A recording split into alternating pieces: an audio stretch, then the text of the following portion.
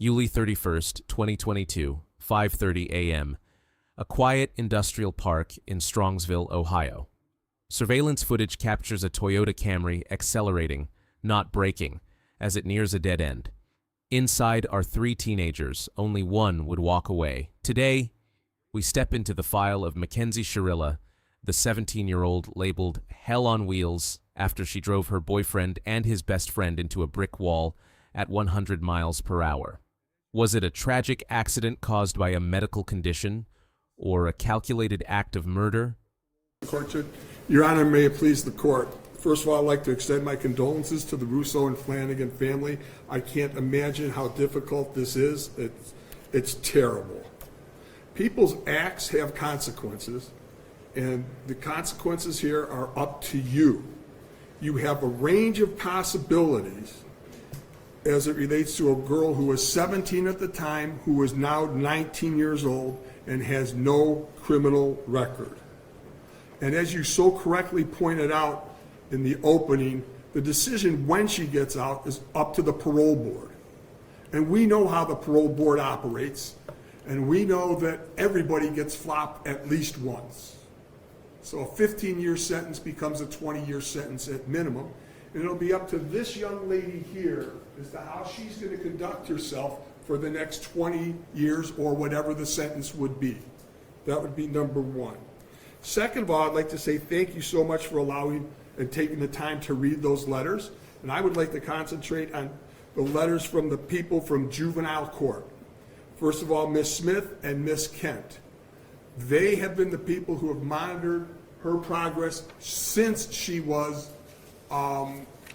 entered the juvenile detention facility, where she was for about 9 months. And I would like to commend them for writing these letters, because ultimately, or initially, I tried to have them send a letter, and the people at juvenile court wouldn't let them. And so they sent these letters anyways. And what do we see from their letters?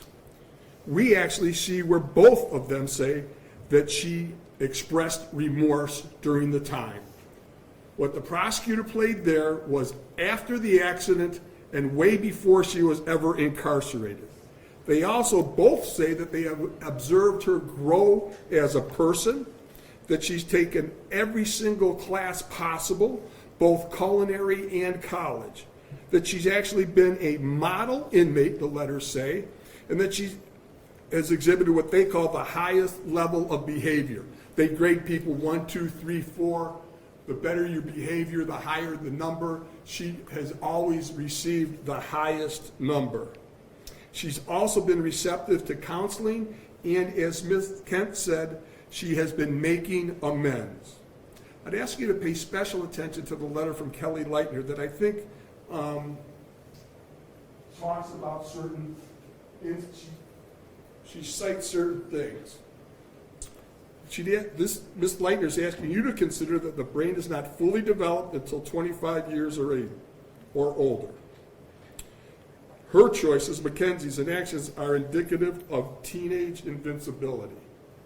While, based upon your decision, you don't find that, I find that there are. I remember when I was young, the dumbest things I ever did, and I'd hate to be judged for those things.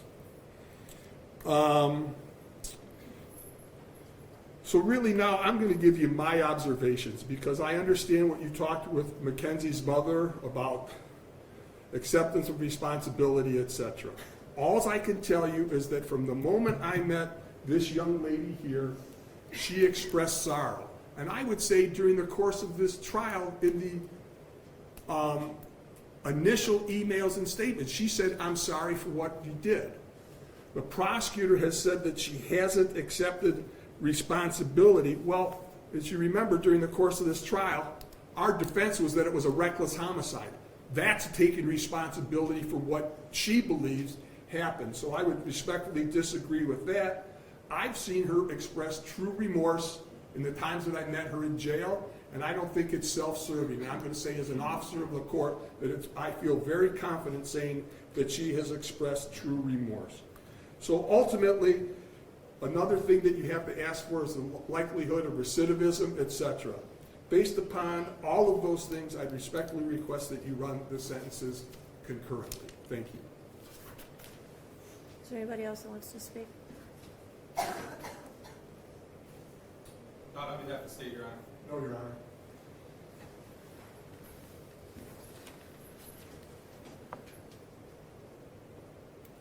Today is the sentencing of the defendant for the purposeful and intentional murders of Davion Flanagan and Dominic Russo. And in a way, it's the second time their families are gathered again to grieve. It's also a day when Mackenzie's family will grieve for the future of their daughter. All three of these families and the friends of these families are suffering, and all of their lives have been irrevocably changed because of the actions of the defendant. The unintended and collateral consequences of a selfish, intentional, and cruel decision by Mackenzie will ripple forever in time. It's literally changed history because it's ended two lives. Two young men are dead. Their deaths were horrible, terrifying, and tragic. I will say again, if any reasonable person reviews Exhibit 802, there can be no doubt in your mind what happened this night. There can be no doubt of the absolute terror of the two people in that car. The defendant controlled all the events. She chose the day. Specifically, she chose a day just before her 18th birthday. She chose to drive the car, the time to drive the car. She chose an obscure, previously scouted route through an industrial parkway. She chose the target to hit and the victims. She chose the means and the method to follow through. And she planned and purposefully executed the events of July 31st, 2022. The review of the evidence supports the factual findings, the forensic testimony, the testimony of the first responders, the testimony of the emergency room doctors who treated the defendant, the testimony of the coroner's medical examiner, the testimony of those who knew the victims and the defendant, and the testimony of the BMV official who provided evidence that not only did the defendant deny any medical condition when applying for her license, which her mother co-signed and attested to, but also that just after the accident, Mackenzie renewed her driver's license and again denied any medical condition. In fact, the defendant was so concerned about driving that, as the state mentioned, during the investigation, she asked if they could just suspend her license for 10 years. It is hard to fathom how a person could be concerned about their driving privileges, having just been responsible for the deaths of two people. There was no medical condition that caused this as an accident. There was no mechanical failure of the car. The record is clear on the facts and the evidence. Her mother's uncorroborated statements without any medical testimony or records is not persuasive. It is also important to remember that even if Mackenzie intended to also die in this crash, that is irrelevant. A failed suicide attempt is not a defense to murder. And even in a murder-suicide attempt, when the perpetrator executing the plan survives, the other death or deaths are still murder. There's only one person who's responsible for the pain of everyone in this room, and that person is you, Mackenzie. Nobody else is responsible. This isn't the fault of Dominic's family, or Davion's family, or your family. And I know that each of you have asked your questions to yourselves, what if? What if I had done this or that? The truth of it is, none of us can control the intentions of another. And when there is a purposeful intent to harm or kill someone, it is the perpetrator alone who bears the responsibility for the choice and the consequences and the harm that follows. The difficulty for sentencing today, honestly, is whether or not I believe you should get consecutive sentences. I'm troubled that should I give you a concurrent sentence, that people will believe that somehow I'm being disrespectful to one of the victims. And on the other hand, I have to weigh the punishment. There's a very good likelihood, Mackenzie, that you will spend the rest of your life in prison. That won't be up to me. That will be up to the parole board, and that will be up to you to a great extent.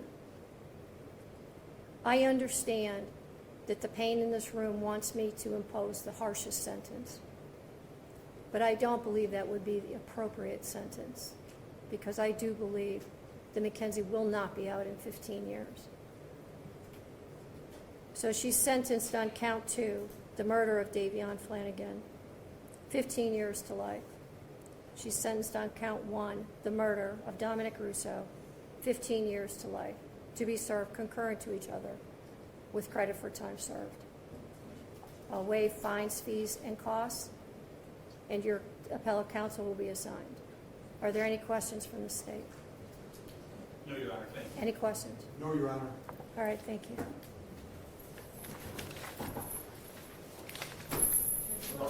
Judge Nancy Margaret Russo didn't buy the accident story. She saw a girl who chose a path of death and destruction. McKenzie Shirilla is now serving life at the Ohio Reformatory for women, with her latest appeal denied as recently as March 2026. She won't be eligible for parole until 2037, a reminder that choices made in a moment of rage have a lifetime of consequences.